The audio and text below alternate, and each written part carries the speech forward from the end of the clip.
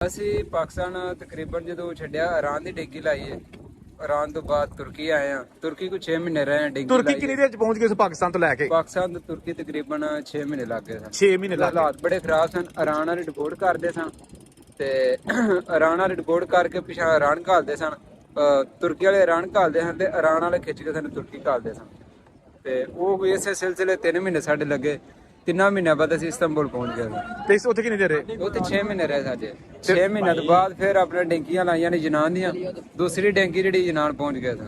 ਦੂਸਰੀ ਜਗ੍ਹਾ ਆਹੋ। ਉੱਥੇ ਕਿੰਨੀ ਦੇਰ ਰਹੇ ਯੂਨਾਨ? ਉੱਥੇ 2 ਸਾਲ ਰਿਹਾ। ਕੰਮ ਕੀ ਕੀਤਾ? ਕੰਮ ਜ਼ਿਮੀਂਦਾਰੇ ਦਾ ਉੱਥੇ ਜ਼ਿਆਦਾ ਕਿੰਨੇ ਪੈਸੇ ਮਹੀਨੇ ਦੇ ਬਣ ਜਾਂਦੇ ਹਨ?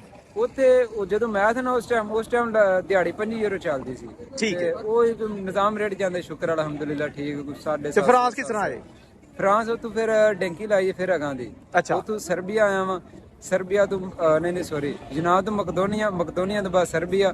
ਉੱਥੋਂ ਫਿਰ ਗੇਮ ਕੀਤੀ ਹੈਂਗਰੀ ਵਾਲੀ। ਅੱਛਾ। ਉਹ ਤੋਂ ਹੈਂਗਰੀ ਤੋਂ ਬਾਅਦ ਫਿਰ ਬਾਰਡਰ ਕ੍ਰਾਸ ਕੀਤਾ। ਆਸਟਰੀਆ ਆਇਆ। ਆਸਟਰੀਆ ਤੋਂ ਬਾਅਦ ਤੁਸੀਂ ਕਿਤੇ ਵੀ ਜਾ ਸਕਦੇ ਹੋ ਕਿਸੇ ਵੀ ਯੂਰਪੀ ਮੁਲਕ ਵਿੱਚ ਬਗੈਰ ਕਿਸੇ ਪਰੇਸ਼ਾਨੀ ਤੋਂ। ਟਿਕਟ ਲੈਣੀ, ਇਟਲੀ ਜਾਣਾ, ਸਵਿਟਜ਼ਰਲੈਂਡ, ਫਰਾਂਸ, ਪੁਰਤਗਾਲ, ਫਿਰ ਅੱਗੇ ਕੋਈ ਪਰੇਸ਼ਾਨੀ ਬਣਦੀ।